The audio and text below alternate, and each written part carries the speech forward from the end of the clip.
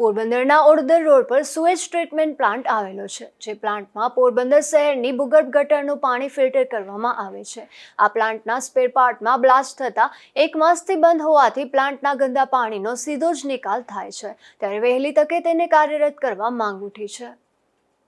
પોરબંદર શહેરની ભૂગર્ભ ગટરમાં જતું રોજનું હજારો લીટર પાણી શુદ્ધ થાય છે અને તે પાણી ખેડૂત સહિતનાઓને ઉપયોગી થાય તે માટે ઓડદર રોડ પર લાખો રૂપિયાના ખર્ચે 19.10 MLDનો સુએજ ટ્રીટમેન્ટ પ્લાન્ટ કાર્યરત કરવામાં આવ્યું છે. પરંતુ આ પ્લાન્ટમાં અવારનવાર પાણી શુદ્ધ કરવાની કામગીરી બંધ હોવાની ફરિયાદો ઉઠે છે અને માત્ર કાગળ પર જ પાણી શુદ્ધ થતું હોવાના આક્ષેપો થતા આવ્યા છે.